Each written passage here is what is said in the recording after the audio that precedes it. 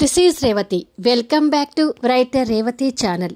హృదయ స్పందన episode number 11. మొదటిసారి స్పందన వంటను రుచి చూస్తున్న హృదయ్. కథలకి వెళ్ళబోయే ముందు దయచేసి ఈ వీడియో క్లిప్పింగ్ చూసైనా ఒక్కసారి లైక్ ఇవ్వండి. దాంతోపాటు హైప్ కూడా ఇచ్చి ఈ వీడియో క్లిప్పింగ్ ఎలా ఉంది అనేది మీ అమూల్యమైన కామెంట్స్ని తెలియచేయండి. ఎందుకంటే ఇది చాలా కష్టపడి చేశాను. ఎలా ఉంది అనేది మీ కామెంట్స్లో తెలుసుకోవాలని ఉంది. ఇక కథలోకి వెళ్ళిపోదాము. స్పందన డైనింగ్ టేబుల్ దగ్గర డిష్ బౌల్స్ రెడీగా పెడుతుండగా తనని కోపంగా చూస్తూనే హృదయ్ వచ్చి కూర్చుంటాడు. హృదయ్కి భోజనం వడ్డించడానికి కూడా తన చేతులు షేక్ అవుతుంటాయి. కానీ ధైర్యాన్ని కూడగట్టుకునే ప్రయత్నం చేస్తూనే హృదయ్ ప్లేట్లో వైట్ రైస్ వడ్డిస్తుంది. ఆ తర్వాత మష్రూమ్ కర్రీ సర్వ్ చేస్తుంది. వంటలు నచ్చుతాడో లేదో అన్నట్టుగా స్పందన మౌనంగా అదే భయంతో చూస్తుంటే ఆ కర్రీ చూడగానే ఆకలి మంట మీద ఉన్న హృదయ్కి ప్రాణం లేచి వచ్చినట్టుగా ఉంటుంది. ఎందుకంటే మష్రూమ్ కర్రీ అంటే హృదయ్కి చాలా ఇష్టం. నాకు ఇష్టమైన కర్రీనే చేసింది, కానీ టేస్ట్ ఎలా ఉంటుందో అని మనసులో అనుకొని భోజనం కలుపుకొని ఒక ముద్ద నోట్లో పెట్టుకున్నాడు. ఇక అంతే, మరో ముద్ద నోట్లో పెట్టుకోకుండా ఉండలేకపోయాడు. వెంటనే 2-3 ముద్దలు టకటకా పెట్టుకొని మనసులో మాట్లాడుకుంటూ, ఏ మాటకి ఆ మాటే అనుకోవాలి. మా ఇంట్లో చెఫ్ చేసే కర్రీస్ కంటే ఈ కర్రీ చాలా బాగుంది అని అనుకొని తింటుండగా స్పందన మనసుకి కూడా అది తృప్తిగా అనిపించి మరో కర్రీ పాలక్ పన్నీర్ వేసింది. అది కూడా ఇష్టమే కాబట్టి హృదయ్ ఇక మరో ఆలోచన లేకుండా అది కూడా కలుపుకొని తిని రుచిగా ఉండేసరికి ఇక కడుపు నిండా తింటున్నాడు. స్పందన అది చూసి, అమ్మయ్యా, నా వంట ఇష్టంగానే తిన్నాడనిపిస్తుంది. నిజానికి హృదయ్ గారు రాకముందు నాకు ఆకలిగా ఉంది. ఇప్పుడు హృదయ్ గారు తింటుంటే నాకు ఇంకా ఎక్కువ ఆకలి అవుతుంది. హృదయ్ గారు భోజనం అయిపోగానే నేను కూడా భోజనం చేయాలి అని అనుకుంటుంది. కొద్దిసేపటికి భోజనం ముగించి హ్యాండ్ వాష్ చేసుకుని వచ్చేసరికి నాప్కిన్ అందించింది. ఎంత రుచిగా వంట చేసినా తనని మాత్రం అదే కోపంతో చూస్తూ నాప్కిన్ తీసుకుని హ్యాండ్ తుడుచుకొని వెళ్తుంటాడు. స్పందన డైనింగ్ టేబుల్ డిష్ బౌల్స్ తీసి క్లీన్ చేస్తుంటుంది. హృదయ్ స్పందన రూమ్ ముందు నుంచే అతని రూమ్ దగ్గరికి వెళ్తుంటాడు. అలా వెళ్తూ సడన్గా ఆగి మళ్ళీ కొన్ని క్షణాలకి 2 అడుగులు వెనక్కి వేస్తాడు.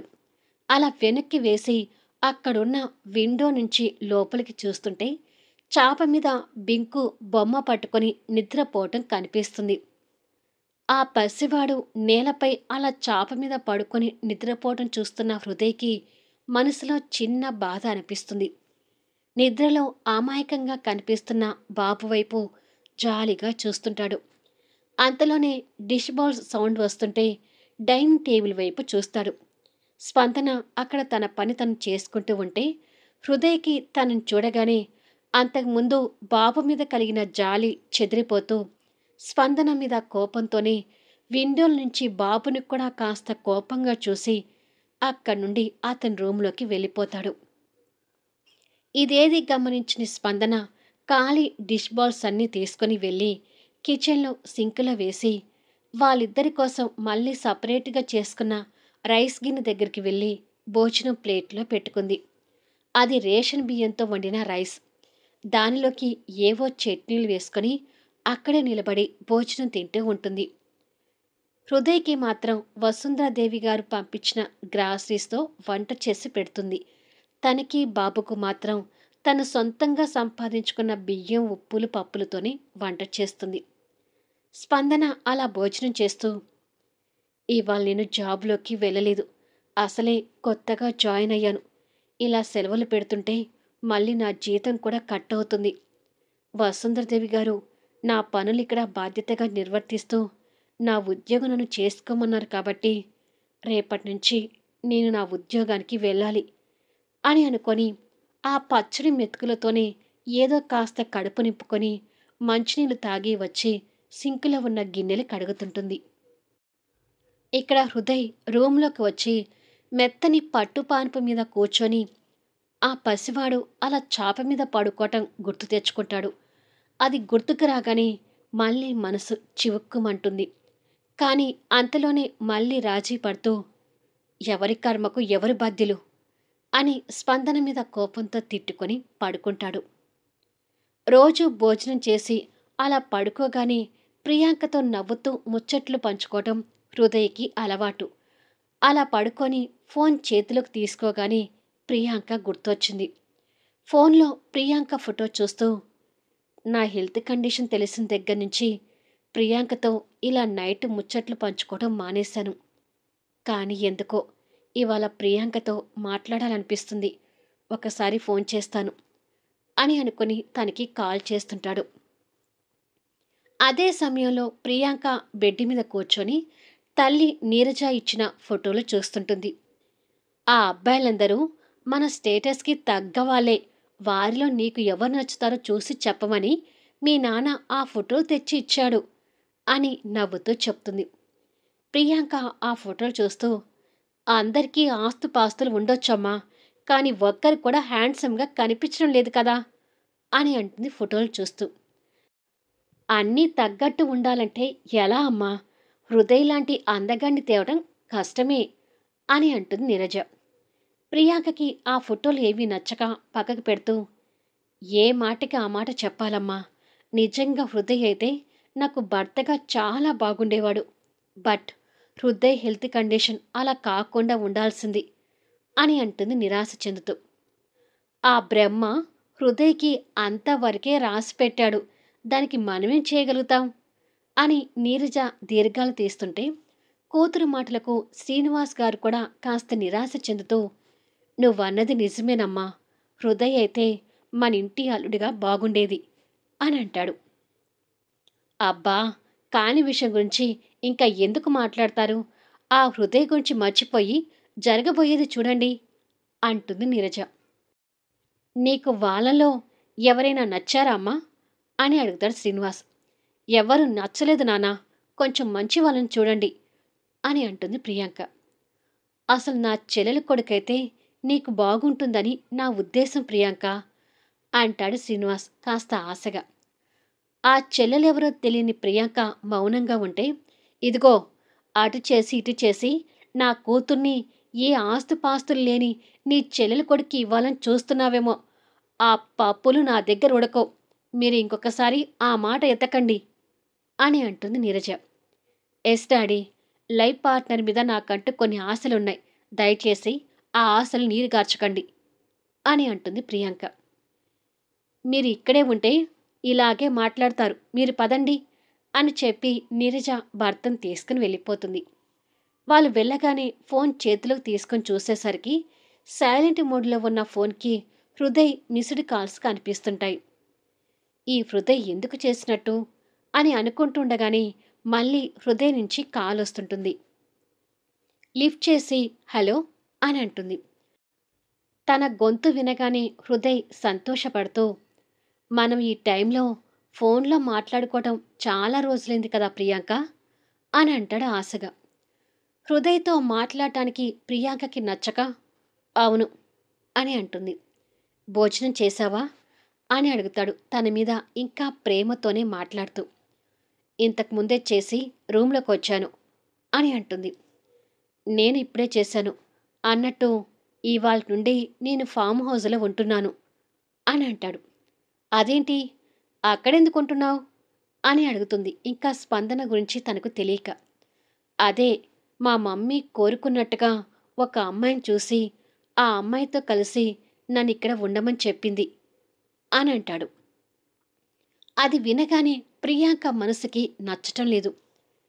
ఇప్పుడు హృదయని కాదనుకున్నా ఒకప్పుడు హృదయతో కలిసి జీవితాన్ని పంచుకోవాలని తను కూడా ఆశలు పెట్టుకునేసరికి ఆ విషయాన్ని అంగీకరించలేకపోతుంటుంది.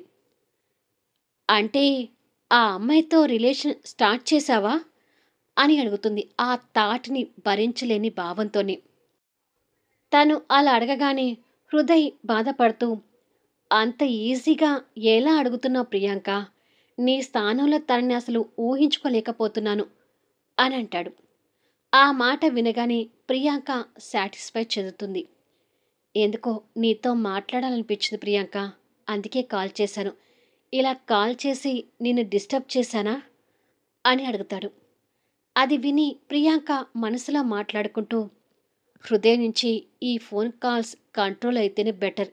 లేదంటే ఆ వసుంధరాదేవి ఆంటీ ఈసారి రివాల్వర్ నా నుదుటికి పెట్టి నా కొడుకుని పెళ్లి చేసుకో అంటూ బెదిరించినా ఆశ్చర్యపోవాల్సిన పని లేదు అని మనసులో అనుకొని, అది హృదయ్, నేను ఆఫీస్ వర్క్ చూసుకుంటున్నాను, అంటే బిజీగా ఉన్నాను అని అంటుంది.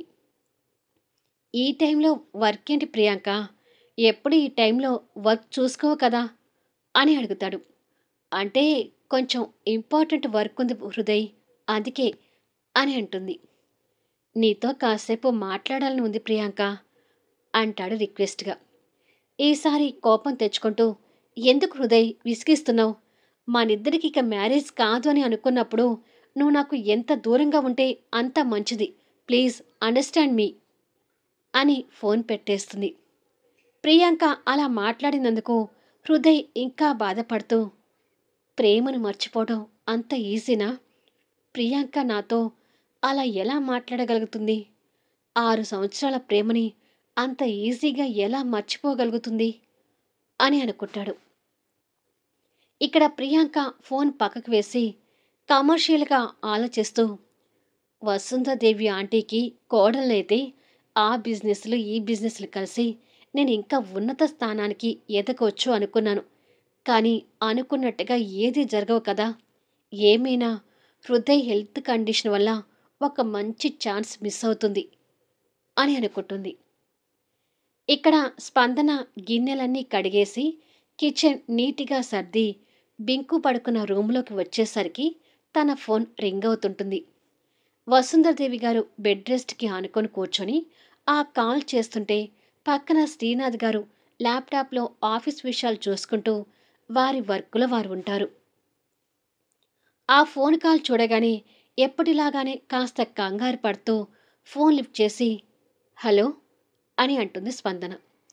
హృదయ్ భోజనం చేశాడా అని అడుగుతుంది వాయిస్లో సీరియస్ని చూపిస్తూ. ఇంతకు ముందే చేసి పడుకోవటానికి వెళ్ళారు మేడం అని అంటుంది. అవునా, మరి నువ్వెక్కడున్నావు? హృదయ్ ఉన్న రూమ్లోనే ఉన్నావా అని అడుగుతుంది. అలా అడగగానే ఇంకాస్త భయపడుతూ, లేదు మేడం, నేను వేరే రూమ్లో ఉన్నాను అని అంటుంది. ఈ టైంలో నా కొడుకు రూమ్లో ఉండకుండా వేరే రూమ్లో ఉండటం ఏంటి అని అడుగుతుంది అదే సీరియస్ టోన్తో. భార్య అలా మాట్లాడుతుంటే శ్రీనాథ్ గారు చేస్తున్న వర్క్ ఆపి తనని చూసి కొడుకు గురించి బాధపడుతూ మళ్ళీ వర్క్ చూసుకుంటూ ఉంటాడు. వసుంధరాదేవి మాటలకు అక్కడ స్పందన భయపడుతూ, అంటే మేడం, హృదయ్ గారికి దగ్గర కావడానికి నాకు కొంచెం టైం ఇవ్వమని అడిగాను కదా అని అంటుంది. అడిగావు, బట్ నీ ప్రయత్నం నువ్వు చేయకుండా వేరే రూమ్లో ఉంటే ఇంకా నా కొడుక్కి నువ్వు ఎలా దగ్గరవుతావు అని అడుగుతుంది. స్పందన దగ్గర ఆన్సర్ లేక భయంతో మౌనంగా ఉంటుంది. శ్రీనాథ్ గారు స్పందనని ఇంతవరకు చూడకపోయినా భార్య మాట్లాడుతున్న మాటలు బట్టి స్పందన మనసుని అర్థం చేసుకోగలుగుతాడు. నీ కొడుకు దగ్గర పడుకోకుండా నా కొడుకు రూంలోకి వెళ్ళు, ఎలాగైనా వాడికి దగ్గర కావటానికి ప్రయత్నాలు చెయ్యి అని ఆర్డర్ వేస్తుంది. హృదయ్ అంటేనే వణికిపోతున్న స్పందన ఆ రూంలోకి వెళ్ళమని చెప్తుంటే తన గుండె ఇంకా హడలిపోతుంది. చూడు స్పందన, నా కొడుకుతో శారీరకంగా కలిసి నువ్వు నెల తప్పావనే విషయం నేను త్వరగా వినాలనుకుంటున్నాను. నాకు బీపీ తెప్పించకుండా ఫోన్ పెట్టేసి వాడి రూంలోకి వెళ్ళు అని ఆర్డర్గా చెప్తుంది. ఆ రూమ్ అంటేనే భయపడుతున్న స్పందన వసుంధరాదేవి గంభీరమైన మాటలకు సరి అనక తప్పలేదు. అటునుంచి ఆ ఆన్సర్ రాగానే వసుంధరాదేవి ఫోన్ కట్ చేస్తుంది. శ్రీనాథ్ తనను చూస్తూ, ఆ అమ్మాయితో అంత డిమాండ్గా మాట్లాడుతూ తనని కంగారు పెట్టిస్తావెందుకు వసుంధరా అని అడుగుతాడు. నా బాధ నీకు అర్థం కావడంలే శ్రీనాథ్. నీ తమ్ముడు నీ మరదలు మన ఆస్తుల మీద కన్ను వేసిన దగ్గర నుంచి నా మనసులో భయాలు నాకున్నాయి. నా కొడుకు రక్తం పంచుకొని పుట్టిన బిడ్డ మాత్రమే ఈ ఆస్తులకి వారసుడు కావాలి. అలా కాకుండా ఈ ఆస్తుల కోసం ఇంకెవరైనా ఆశపడితే మాత్రం నేను సహించలేను అని తన ధోరణిలో చెప్తుంది. ఇక్కడ శ్రీనాథ్ గారికి భార్య మనసులో ఉన్న బాధ కూడా అర్థమై మౌనంగా ఉండిపోతాడు. స్పందన వసుంధరదేవి గారి మాటలకు భయపడుతూనే నిద్రపోతున్న బింకుని చూస్తుంది. అదంతా కొడుకు కోసమే చేస్తుంది కాబట్టి ఆ బాధని దిగమింగుకొని చాప మీద మోకాలి మీద కూలబడి ప్రేమగా కొడుకు తల నిమిరి వాడి చిట్టి చేతి మీద ముద్దు పెట్టుకొని, నేను నిన్ను దూరం చేసుకోలే నాన్నా, ఎలాగైనా నిన్ను ప్రాణాలతో కాపాడుకుంటాను అని అనుకొని వస్తున్న కన్నీళ్లు తుడుచుకొని అద్దం ముందుకు వస్తుంది. కాస్త చెమటలు పట్టిన మొహాన్ని తుడుచుకొని నడుము కింది వరకు ఉన్న తన వాలుజడని ముందుకు వేసుకొని కిందికి వేలాడుతున్న కుచ్చును దువ్వుకొని ఫేస్కి కొంచెం టచ్అప్ లాగా ఇచ్చి, అంటే హృదయకి అందంగా కనిపించడానికి ప్రయత్నం చేసి ఆ రూమ్ నుండి బయటకొచ్చి హృదయకి భయపడుతూనే తన ప్రాణాలు అరిచేతుల్లో పెట్టుకొని హృదయ రూమ్ వైపు వెళ్తుంటుంది. మళ్ళీ నెక్స్ట్ వీడియోలో కలుద్దాం. ఇప్పుడు హృదయ స్పందన మధ్య ఏం జరగబోతుంది? ఒక పక్క వసుంధరాదేవి ఆరాటం, ఇంకొక పక్క హృదయ్ ఆగ్రహం, ఇంకొక పక్క బింకు ఆరోగ్యంతో స్పందన నలిగిపోతూ ఉంటుందా? హృదయ స్పందన మధ్య ప్రియాంక ధోరణి ఎలా ఉండబోతుంది? అసలు 10th క్లాస్ చదివే స్పందన చేస్తున్న ఉద్యోగం ఏంటి? ఇవన్నీ తెలియాలి అంటే ఆసక్తికరమైన సన్నివేశాలతో అద్భుతంగా సాగే కథా వీడియోస్ని మిస్ కాకుండా చూడండి. కథ నచ్చితే దయచేసి లైక్ చేయండి, హైప్ ఇవ్వండి, మీ అమూల్యమైన కామెంట్స్ షేర్ చేయండి. Thank you for listening.